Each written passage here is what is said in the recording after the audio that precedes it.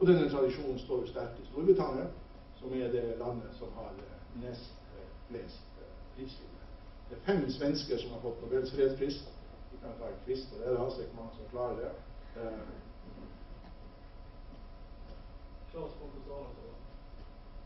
Rikt, han var den første. Jeg tar dem selv, alle 5 en gang. Arnoldsson fikk jo den. Nathan Söderblom fikk jo den. Dag Hammarskjöld fikk jo den. Alva Myrdal fikk den. Og Hjalmar Branting siste. Så det er 5 svensker, og det er 2 nordmenn. Og det var en modig komité, for det var 2 år etter hverandre. Det var Christian Lange som fikk prisen sammen med Branting. Han gjorde en veldig innsats for den parlamentariske unionen under første verdenskrig. Han var også den første direktør på Nobelinstituttet, men det var ikke derfor han fikk prisen. Også Fridtjof Nansen. Nansen er jo godt kjent da, også internasjonalt. Noe Lange ikke. Ok, så vi gjør ikke krav på å ha noe perfekt rulle. Vi er ganske avslappet på dette, at det gjøres feil. Men vi gjør krav på å ha et solid, et respektabelt rulle, uten alt for mange åpenbare, store feil. Så vi har holdt på lenge. Vi er i en familie, en Nobelfamilie. Vi har et respektabelt rulle.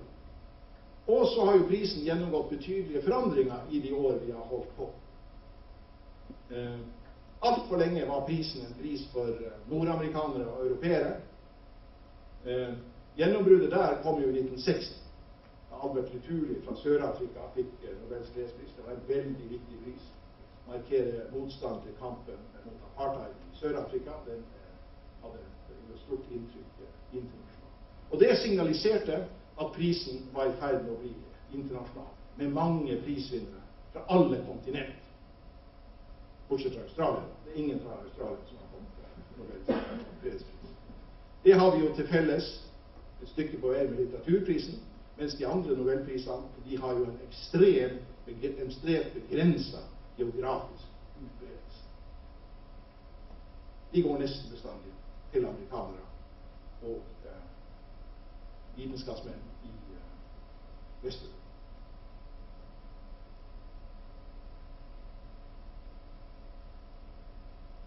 Så vi har jobbet mye med den geografiske utbredelsen. Vi glemmer aldri at over halvparten av jordas befolkning bor i Asia.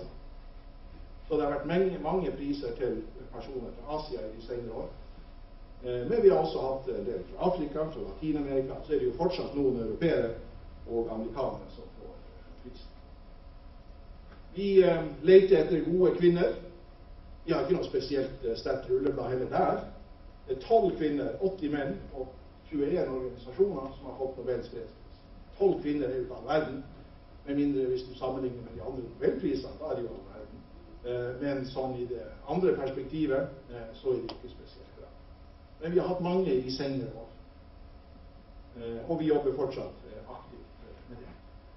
Vi har sett på definisjonen av fred, og det er jo mange som lurer på det da. Hva slags definisjon av fred har dere egentlig? Dere har jo så mange merkelige priser. Hvordan definerer dere fred?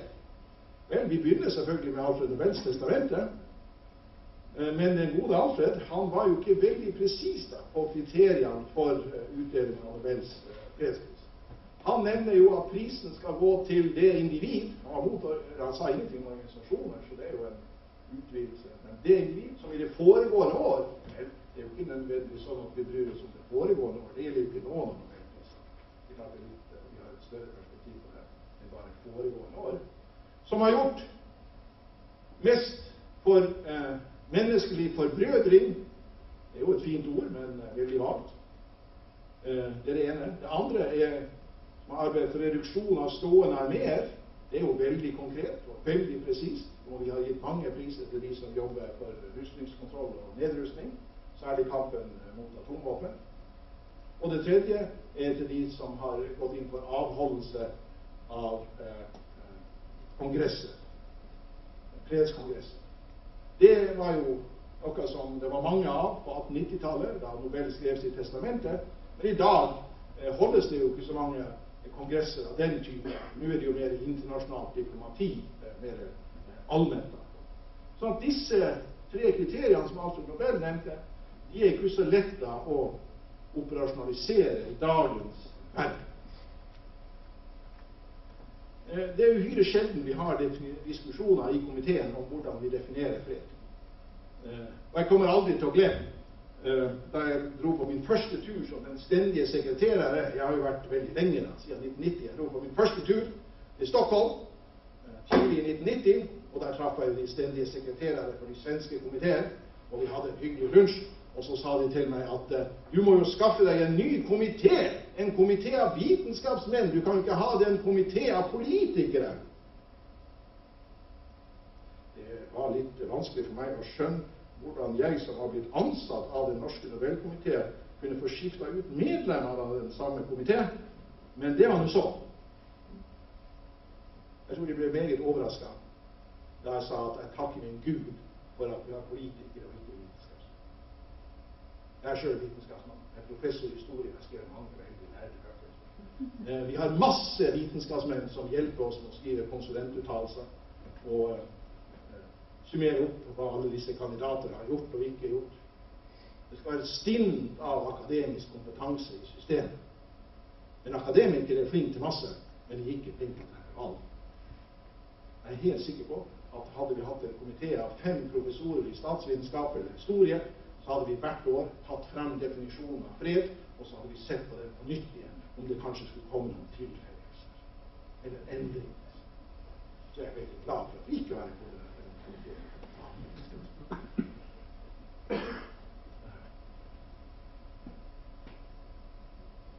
Men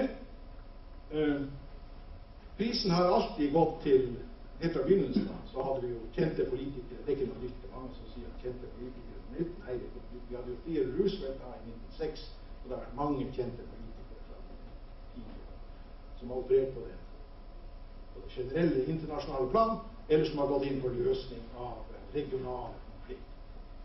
Sør-Afrika, Nord-Irland, Tyskland, Frankrike, hva det måtte være. Allerede den første prisen var kontroversiell. Den ble delt ut til Frédéric Passy, som var den ledende pasifist, og til Henri Dunant, grunnleggeren av Røde Kors. Og det var mange som sa at ja, det er jo helt flott at Passy får prisen, men hvorfor har ikke gitt en pris til Dunant? Røde Kors er jo en flott organisasjon, men de jobber jo for å lindre lidelse etter at krig har brytt ut. Hva gjør de for å forhindre krig? Så allerede den første pris var kontroversiell. Men vi har hele tiden ment da at i tillegg til politikere som jobber på det generelle plan og på det mer lokale plan, så er det humanitære veldig. De som jobber, humanitære organisasjoner og humanitære individer, de gjør en stor innsats. Og de fleste humanitære organisasjoner og mange individer, fra Nansen til Nord-Teresa og mange andre, har fått Nobels fredspris. Så er det jo de som kjemper for nedrustning og rustningskontroll. Det er jo en direkte referanse til Nobels testamente. Det er veldig mange av dem som har fått prisen for kampen mot atombomber. En kategori som kom til etter hvert, det var menneskerettighetsaktivister. Og det er de som må si at nå har dere delt ut så mange priser til menneskerettighetsaktivister at Nobels fredspris er i ferd med å bli menneskerettighetspris. Det er galt, for vi opprettholder alle disse kategoriene og noen flere. Men det er riktig, vi har vært opptatt av menneskerettighetsaktivister. Vi har hatt en bred definisjon av fred. Vi tror det er mange ulike veier til fred.